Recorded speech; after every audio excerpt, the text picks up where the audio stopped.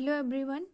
आज हम development of male gametophyte की स्टडी करेंगे जो क्लास 12 बायोलॉजी एनसीईआरटी में गिवन है। तो सबसे पहले पॉलन ग्रेन या माइक्रोस्पोर का फॉर्मेशन कैसे होता है। जब microspore mother cell sporic meiosis करती है तो पॉलन ग्रेन या माइक्रोस्पोर का फॉर्मेशन होता है। माइक्रोस्पोर या पॉलन ग्रेन के स्ट्रक्चर में हम देखें तो एग्जाइन, इंटाइन, जम्पोर और न्यूक्लियस प्रेजेंट होता है। एग्जाइन क्या होते हैं? ये पॉलन ग्रेन के आउटर लेयर होते हैं जो इनिशियली क्या होते हैं, थिन होते हैं, लेकिन बाद में ये थिक हो जाते हैं और ये स्पोरोपोलिन के द्वारा बने होते हैं। इनका फंक्शन क्या होता है कि ये पॉलन ग्रेन को फिजिकल और बायोलॉजिकल डिकम्पोजिशन से रेजिस्टेंट प्रोवाइड करते हैं और मतलब कि डिकम्पोजिशन से बचाते हैं। उसके बाद आता है दूसरा इंटाइन। इंटाइन जो होता है वो पॉलन ग्रेन का इनर लेयर होता है जो पैक्टिन और सेलुलोज के द्वारा बने होते हैं और यही इंटाइन आगे चल के जो है वो पॉलन ट्यूब का फॉर्मेशन करेगा। मतलब कि ये इंटाइन आगे चल के जो है मॉडिफाइड हो जाते हैं और पॉलन ट्यूब का फॉर्मेशन करते हैं और इनका फंक्शन एक्चुअल में नोन नहीं है, लेकिन ऐसा बिलीव किया जाता है कि ये जो है पॉलन ग्रेन को अल्ट्रावायलेट रेडिएशन से प्रोटेक्ट करते हैं। साथ ही साथ ये जो है इंसेक्ट को अट्रैक्ट करने में हेल्प करते हैं।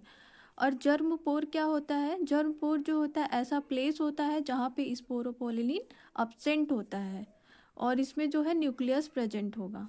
अब जो है माइक्रोस्पोर में क्या होगा? अनइक्वल डिवीजन होता है। अनइक्वल डिवीजन होने की वजह से इसमें दो सेल का फॉर्मेशन होता है, एक लार्ज सेल, दूसरा क्या होता है स्मॉल सेल। लार्ज सेल को जो है वेजिटेटिव सेल्स कहते हैं, स्मॉल सेल को जो है जनरेटिव सेल्स कहते हैं। वेजिटेटिव सेल जो होती हैं इनके पास जो होता है इरेगुलर शेप की न्यूक्लियस पाई जाती है और इसमें लार्ज अमाउंट में फूड रिजर्वायर प्रेजेंट होता है।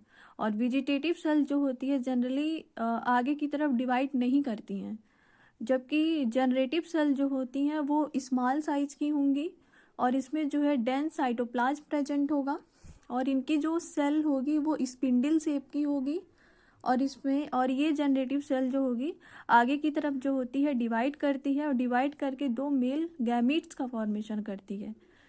यहाँ पे देखिए ये क्या है, जनरेटिव सेल है और ये ट्यूब सेल या वेजिटेटिव सेल है। वेजिटेटिव सेल जो होती है वो डिवाइड तो करेगी नहीं, लेकिन जनरेटिव सेल जो होगी वो डिवाइड कर रही है। डिवाइड करके क्या बना रही है? दो मेल गैमीट्स का फॉर्मेशन कर रही है।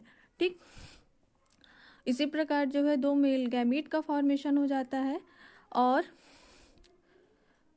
जो है पॉलन ट्यूब का फॉर्मेशन हो जाएगा।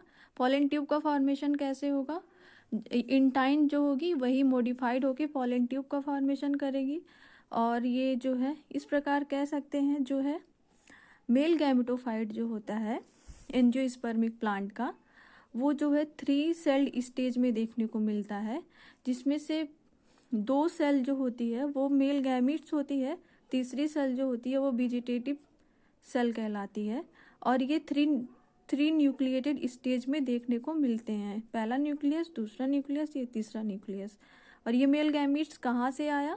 मेल गैमीट्स जो है जब जनरेटिव सेल हमारी डिवाइड करी तो दो मेल गैमीट्स का फॉर्मेशन हुआ। लेकिन 60% एंजियोस्पर्मिक प्लांट में जो पॉलिनेशन होता है वो जो है 2 सेल्ड स्टेज में ही हो जाता है। मतलब कि 2 सेल्ड स्टेज का मतलब क्या होगा? जब ये वेजिटेटिव सेल और जनरेटिव सेल के फॉर्म में होंगे तभी 60% एंजियोस्पर्मिक प्लांट का पॉलिनेशन हो जाता है। लेकिन 40% एंजियोस्पर्मिक प्लांट का मतलब कि पॉलिनेशन 3 सेल्ड स्टेज में होता है। मतलब कि यहाँ पे जब ये पूरा मेल गैमेटोफाइट का फॉर्मेशन हो जाएगा, 2 मेल गैमीट्स और ट्यूब सेल का, तब इसमें जो है पॉलिनेशन हमें देखने को मिलता है।